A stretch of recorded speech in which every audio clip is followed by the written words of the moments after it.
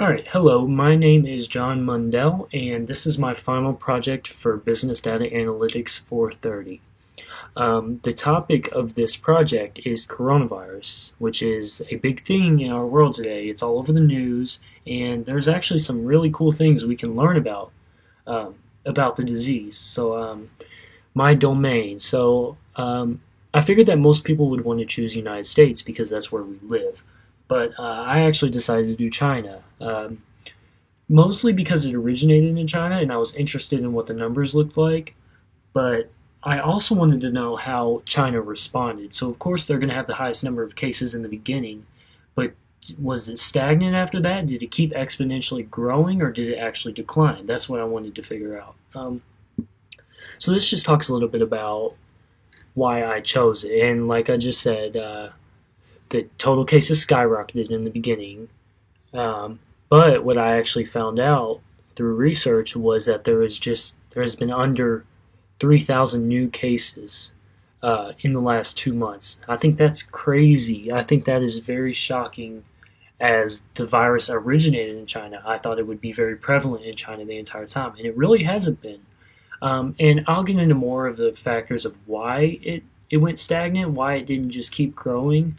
But first, I'm going to talk about some questions I proposed to myself before I built uh, my my Tableau workbook. Um, First one is, in what provinces is the coronavirus worse? So I wanted to know. Um, Basically, my big thing over this project has been focused on population. So all of these questions kind of correlate with population. So in what provinces is the coronavirus worse? I wanted to know, and I found out, but I wanted to know, like, if the cities like Beijing, the big cities in China, the huge cities, if they were hotspots for this disease, and if I automatically assumed that they would have the highest number of cases because they had the most people, but that really wasn't the case at all. But I'll show you that on my workbook.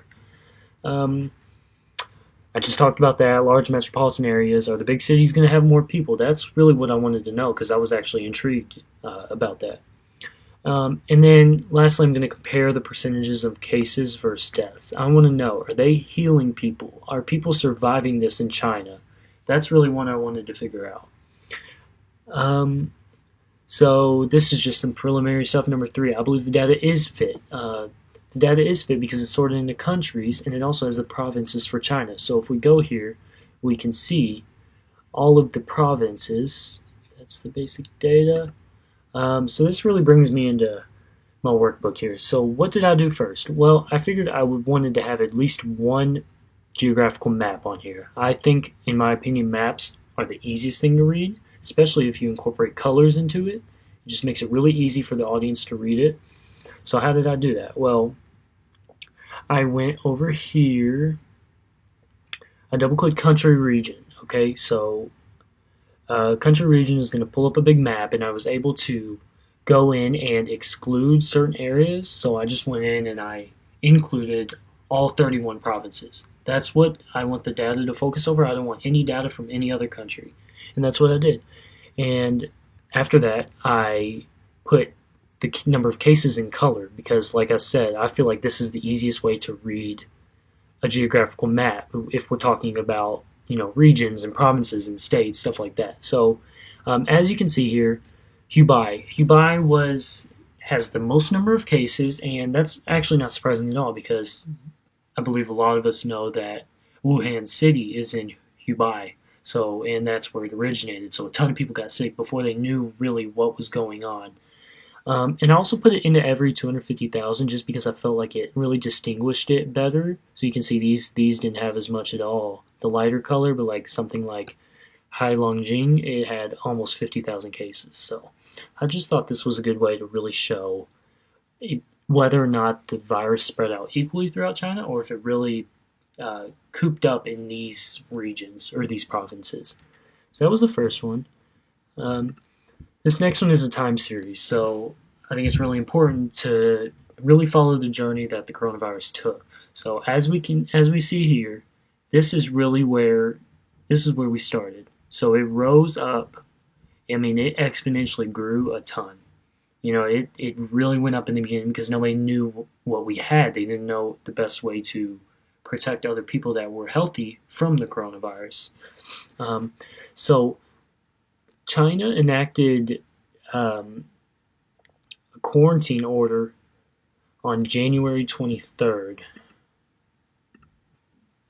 Okay, sorry about that. I was just checking my fact. It was January 23rd. I thought maybe it would have been February 23rd, but it was January. Anyway, so we're right about here when the lockdown started. This was China's measure to try to prevent the spread of this virus, and of course, other countries went and followed in their footsteps and also did lockdown orders. The United States, Italy, Germany, all of them did. Um, so it really didn't have much effect. I think this is because they were testing new people every day. Um, they were they ended up afterwards testing people from other healthcare facilities or people that had died at home on their own that maybe didn't get to a hospital. So they really started including all these people, and this makes this number just skyrocket. So about a month into the quarantine is really where we really start to see a difference. We actually see this line kind of flatline. Almost. I won't say flatline because there were still a lot of new cases, but in comparison to the early parts, like mid January to mid February, it made a world's difference. The lockdown did. So basically, this time series chart is just showing us, how did this number change? So here's, 70,000. So on 219 it was 76,000. It's only 87,000 at the end of April. That's only 11,000 new cases. Now, if you compare it to down here to here, there were 45,000 new cases. So I think this line does a great job of showing, really, it honestly shows if the lockdown helped or not. I think it has a deeper meaning than this line, but it really just helps someone come through, and the audience can just see every day how many cases were there. I think it makes it very user friendly for them. Alright, so this is an area chart. This is a continuation of my time series line, but I wanted to do the area graph because I wanted to include deaths. So I wanted to show at the same time, here's where all of this, where it was skyrocketing. You see a ton of new cases. 213. This is the date that I was talking about that they actually started counting people that died at home from the coronavirus, not just people that died in hospitals. And that's why we see this huge spike right here. This is them just including a whole new big group of people. And as we can see here, the deaths, the deaths have really stayed stagnant. They haven't grown by more than 2,000 in a few months now. So I think just with the advancement of our healthcare system, as well as China's healthcare system, that they were really able to keep some people alive. And I think this graph does a good job of it. You can isolate the deaths. You can isolate, sorry, my phone was going off. You can isolate the confirmed cases, and you can really just see the difference here. And I think this area chart does a great job of that.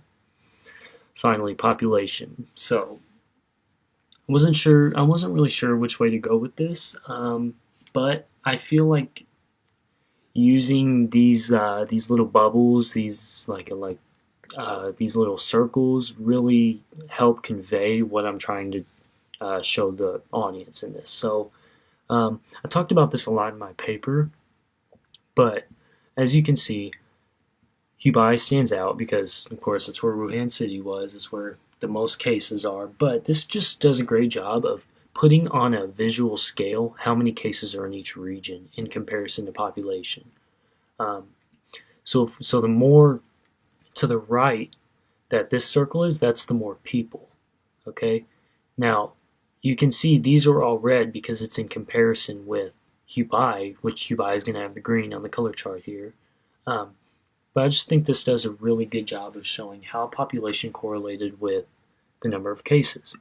And I talked about all this in my paper, so I won't waste your time here, but I just talked about how Hubei accounts for 82% of all cases. And I really just went through here and explained what I just explained to you just in writing. So this just really shows how I did it, what was my thinking behind it, and why I included it. So this is what I got for my project. I hope that using this will help you understand what's going on in China and just how the coronavirus correlates with other things. Thank you.